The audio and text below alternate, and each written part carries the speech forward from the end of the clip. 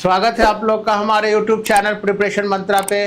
पिछले क्लास में oxidation number oxidation state निकालने का रूल्स हम लोग पढ़ रहे थे कि किस तरह से ऑक्सीडेशन नंबर ऑक्सीडेशन स्टेट निकाला जाएगा, है ना। उससे रिलेटेड जो रूल्स है ना, उस पर हम लोग चर्चा कर रहे थे। आज कुछ क्वेश्चंस वगैरह करेंगे, कुछ इंपॉर्टेंट क्वेश्चंस जो ऑक्सीडेशन नंबर ऑक्सीडेशन स्टेट निकालने के लिए पूछ सकता है आप लोग के एग्जाम में, ठीक है।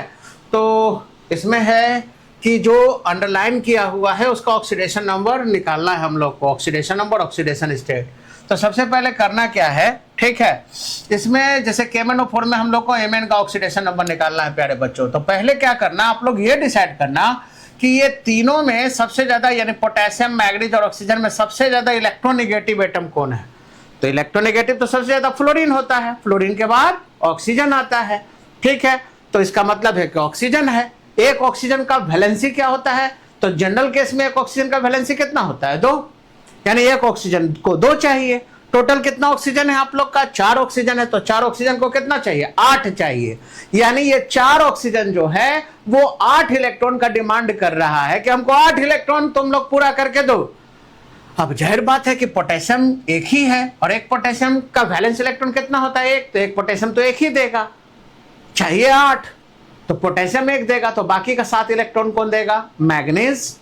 और ये भी आप चेक कर लीजिएगा कि मैग्नीज का वैलेंस इलेक्ट्रॉन 7 होता है कि नहीं। तो आपको पता है कि मैग्नीज का एटॉमिक नंबर 25 होता है और उसका वैलेंस इलेक्ट्रॉन 7 है, तो वो 7 दे सकता है।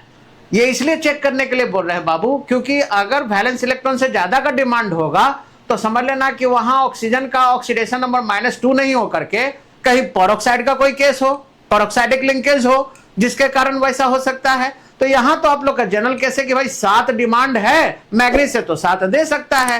तो यहां पे आप लोग का मैग्नीज का ऑक्सीडेशन नंबर हो जाएगा +7। अब कैसे करोगे, निकाल भी सकते हो। मान लो कि जिसका निकालना उसको X मान लेना, तो X मान लेना, तो पोटेशियम कितना देगा, +1, है ना। मैग्नीज का नहीं पता, X है ना। आप लोग डायरेक्ट भी निकाल सकते हो, नहीं तो फिर इस तरह से एक ऑक्सीजन, टोटल कितना ऑक्सीजन है, 4, एक ऑक्सीजन को कितना चाहिए, -2 चाहिए। और इस पे कोई KMnO4 पे कोई चार्ज नहीं है, तो इक्वल करके 0 कर देना।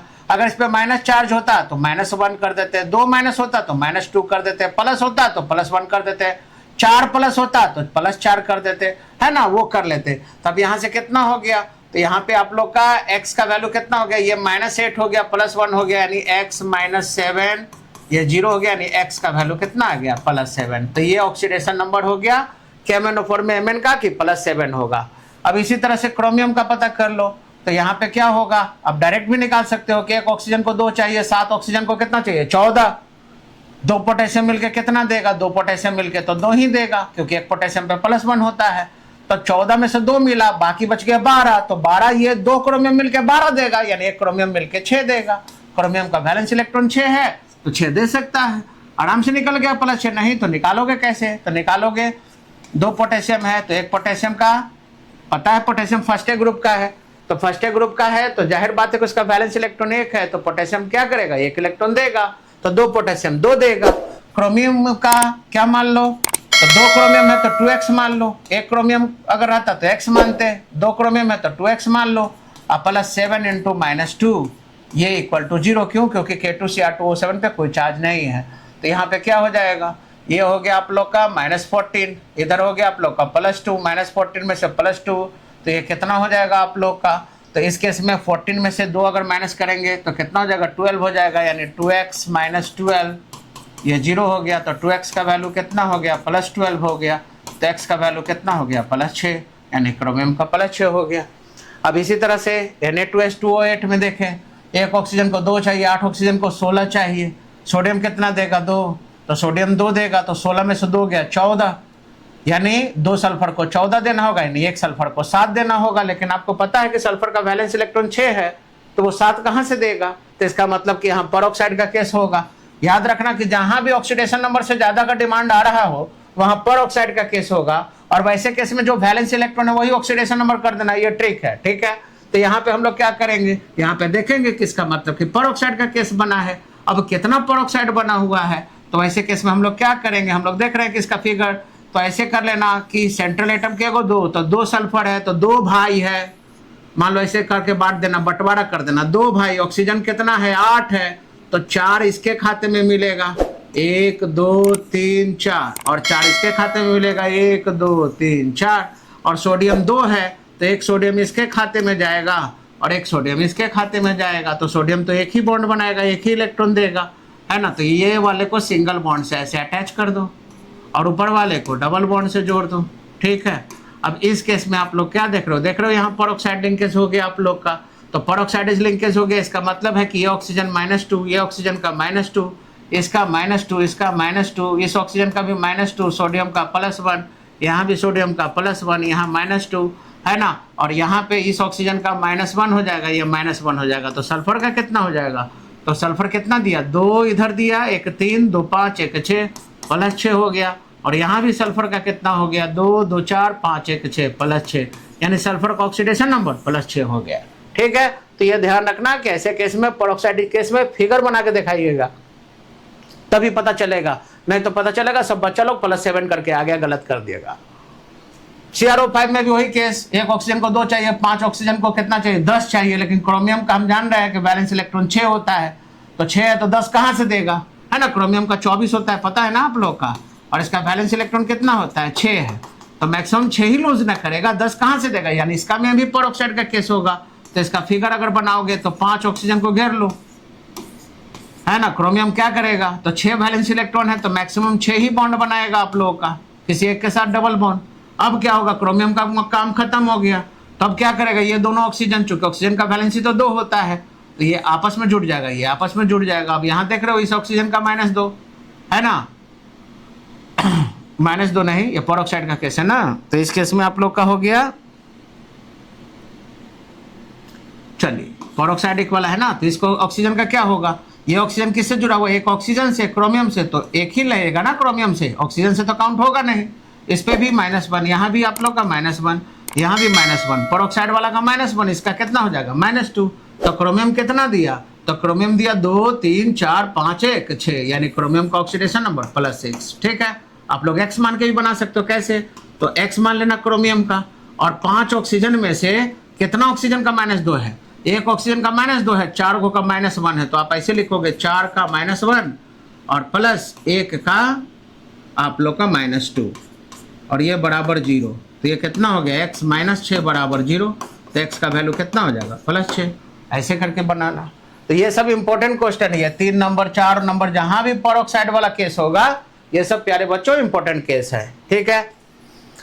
इस केस में ब्लीचिंग पाउडर का केस देख ले, तो इसमें 2 क्लोरीन है, एक बाहर वाला एक अंदर वाला, दोनों का ऑक्सीडेशन नंबर अलग अलग होता है बच्चा लोग, ठीक है। तो आप लोग कैसे निकालोगे, पता ना कि कैल्शियम पे +2 होता है, OCl पे 1 और Cl पे भी 1, तो इस क्लोरीन का ऑक्सीडेशन नंबर -1 हो गया।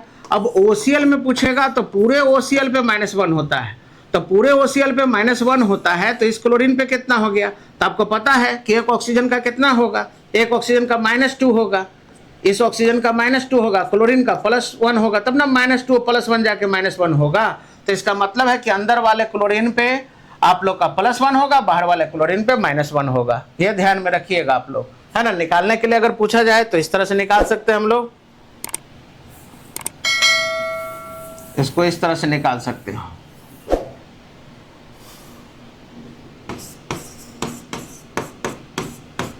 है ना। मान लो इस क्लोरीन का पूछ रहा है तो कैसे निकालोगे, तो यहाँ पे कैल्शियम का कितना होता है, +2 होता है, ठीक है, और OCl का होता है, इस क्लोरीन का कितना हो गया, इस क्लोरीन का -1 होता है आप लोग का बाहर वाले का, और यहाँ पे ऑक्सीजन का कितना हो जाएगा, तो +2 हो गया, इसका ऑक्सीजन का -2 हो गया, तो कैल्शियम का हो गया आप लोग का कितना, +2, ठीक है। OCl का हो गया आप लोग का -1 और Cl का हो गया -1, तो इस क्लोरीन का +1 कैसे होगा, +1, तो इसका +2, और इधर हम लोग क्या लिखेंगे, +2, ऑक्सीजन का कितना हो गया, -2 + x, और इस क्लोरीन का कितना हो जाएगा, -1, ठीक है, ये बराबर क्या हो जाएगा, 0, ठीक है।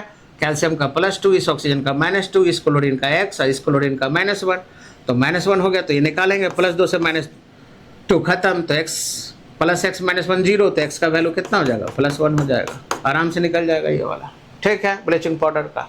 इसी तरह से इसमें कैसे निकालोगे, तो इसमें हम लोग क्या करेंगे, 4 सोडियम है, 1 सोडियम का +1, ऑक्सीजन को कितना चाहिए, -2, 7 ऑक्सीजन को -14, यानी ऑक्सीजन को 14 चाहिए, इसमें से ये 4 देगा, तो ये दोनों मिलकर 10 देगा, तो एक मिलकर कितना देगा, 5, डायरेक्ट भी निकाल सकते हो, नहीं तो 4 सोडियम है तो 4 × +1 +2 फास्फोरस है तो 2x और +7 × -2 बराबर 0।